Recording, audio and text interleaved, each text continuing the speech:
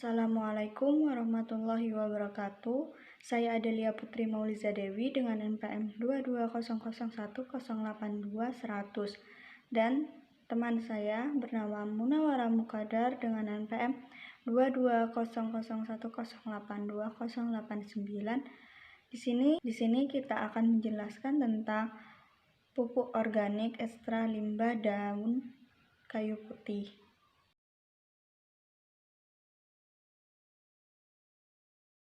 Latar belakang dari judul yang kita ambil, kebutuhan pupuk di Indonesia pada tahun 2020 sebanyak 12,5 juta ton.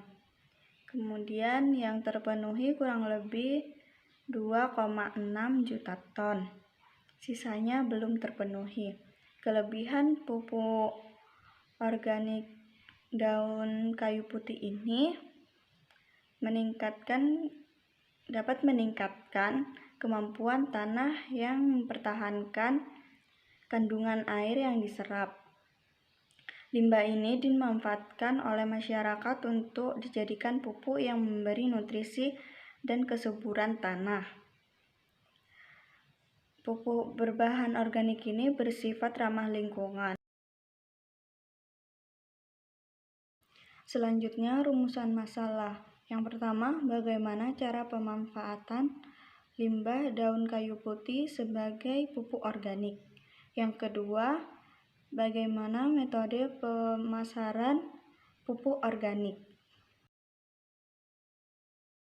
Selanjutnya, tujuannya itu yang pertama untuk mengetahui bagaimana cara pembuatan produk pupuk organik dari limbah daun kayu putih. Yang kedua, untuk mengetahui bagaimana metode pemasaran produk pupuk organik. Selanjutnya, luaran. Yang pertama, laporan kemajuan kegiatan. Yang kedua, laporan akhir kegiatan. Yang ketiga, video kegiatan. Dan yang keempat, produk Kompogreen, yaitu produk pupuk organik dari limbah daun kayu putih.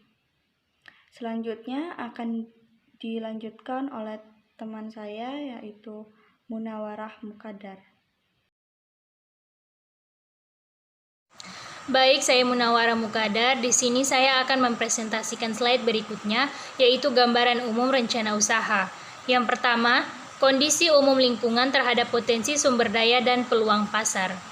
Di Maluku, lebih tepatnya Kabupaten Buruh, masyarakat mayoritas memakai produk minyak kayu putih, membuat prospek produksi pupuk organik dari limbah kayu putih ini sangat menjanjikan.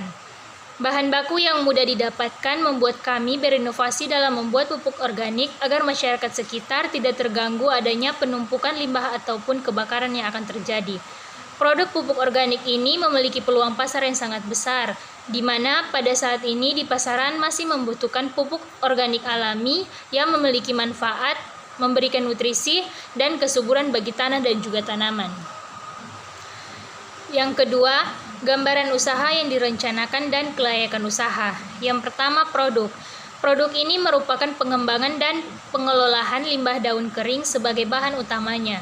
Keunggulan dari produk ini adalah produk yang praktis, mudah didapat, dan memiliki manfaat bagi tanaman, serta ramah akan lingkungan. Yang kedua, harga.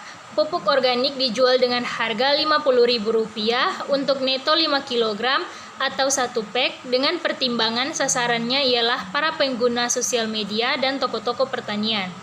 Yang ketiga, tempat atau lokasi produksi. Tempat produksi pupuk organik ini di sebuah tempat beralamat di Jalan Dermaga, belakang kantor Dinas Kehutanan, Namlea, Kabupaten Buruh, dengan pertimbangan bahwa lokasi tersebut strategis dan aman terpercaya. Yang keempat, promosi. Promosi yang kami lakukan ada dua cara. Yang pertama, penyebaran informasi secara langsung, yaitu dilakukan dengan promosi dari mulut ke mulut.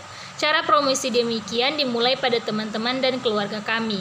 Yang kedua, penyebaran informasi secara tidak langsung, yaitu dilakukan dengan beberapa bentuk melalui brosur dan media online seperti Facebook, WhatsApp, dan lain-lain. Yang ketiga, yaitu analisis usaha yang direncanakan. Analisis yang direncanakan untuk 1 bulan produksi pupuk organik Kompogran ini menghasilkan 25 pack dengan harga Rp50.000 serta keuntungan yang dicapai per tahunnya ialah Rp222.380.000. Slide berikutnya yaitu metode pelaksanaan. Yang pertama, teknik atau tahapan membuat komoditas usaha.